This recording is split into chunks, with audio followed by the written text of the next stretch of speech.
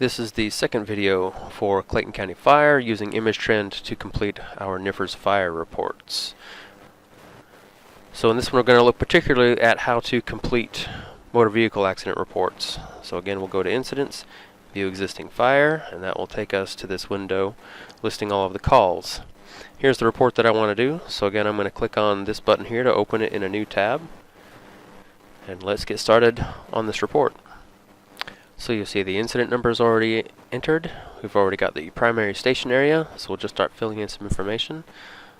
This is an accident, so we can type in accident, and we get our 322 with injuries, or 324 without injuries. We're going to go with 322, that's our common code here. Primary action taken, let's say we got a refusal, was the main thing that we did. But additional actions, so this is now another window here, and of course we applied our absorbent, so we can type absorbent, and we also checked for additional injuries, so we can do that one as well. And just as always, you can also come over here, click on any additional codes that may apply as well. So we'll do our shift, we responded emergency, that section is done. We can go to the next one. Land, lot, and district are already done. Address is completely filled out. It's already noted that it's an intersection, and it even has the cross street. So we can scroll on down, nothing more to complete here. Our times are complete, so since we're looking at times, let's go to our apparatus again. Engine 12 probably just needs the personnel added, so we're going to say Kershaw, and pick a couple people there.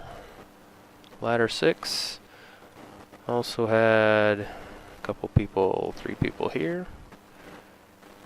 Ladder 6 was cancelled, so we're going to go edit the apparatus.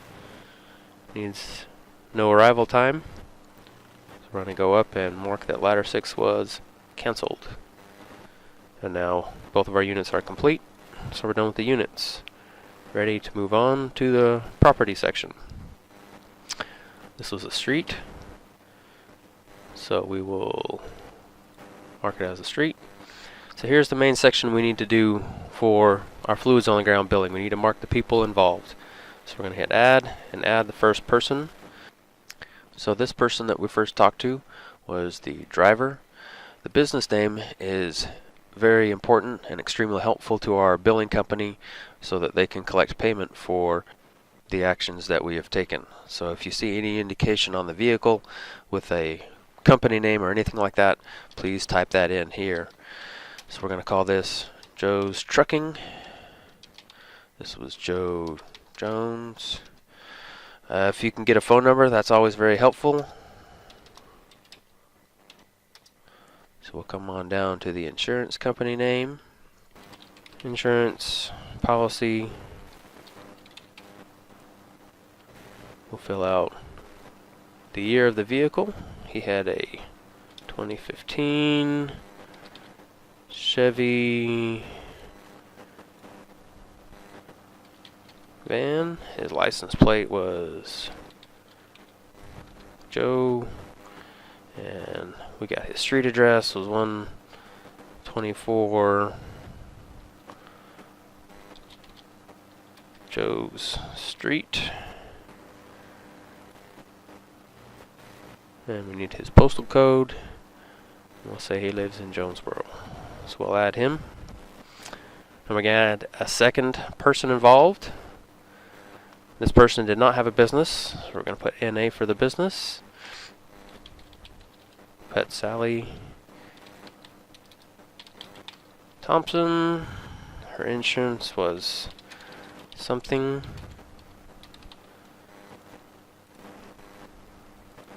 And she had a policy number like that. She was driving a nice 2017 Lexus Model X, we'll call it. License plate number and her VIN number. All the usual information. So go on entering her address.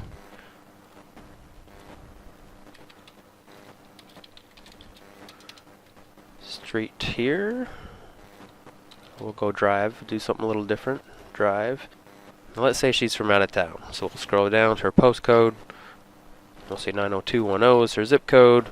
And we'll set it from that postal code, and it'll fill it in. There we go, Los Angeles, California. So you can type in any zip code you need right there.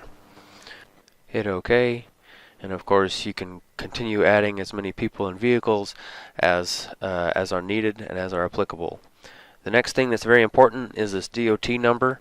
Again, this is extremely helpful for our billing company to be able to quickly and efficiently bill the people for our efforts made. So ABC 123, whatever that DOT number is, make sure you write that down when you're on the scene so that you can add that information in. And since we can only fill in one DOT number here, just do the one of the vehicle that was most significant as far as fluids on the ground goes. And if you need to note others, you can do that in the narrative. So we're going to go move on and go next, which is our narrative. So we need to answer this question first of all, just to help clarify everything. Were fluids present on the ground as a result of this call? We'll say yes. So now we're going to type in the narrative. Engine 12 on scene. Found fluids and applied absorbent. Right? And our handy little spell check, right click, absorbent. Of course, type in whatever narrative you need. Now, when this question helps us remember, did you document in the narrative that you checked for fluids? Did I just write that I checked for fluids and that I mitigated it? Yes. Good. It helps me remember that I've made sure that everything was in the narrative that needed to be. So now this section is complete, and I can go on to the next. Fill in officer in charge. That was me. And I'm also the member making the report. And now my report is complete. So as usual, I can now hit close. Yes, I want to mark it as finished because you'll see currently my status in the bottom is draft. So finished is now going to make that call be marked as complete.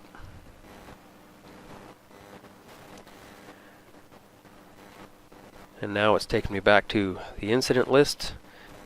And again, if I close out the tab that was opened as a result of this call, I can now see there's my report. It's in there.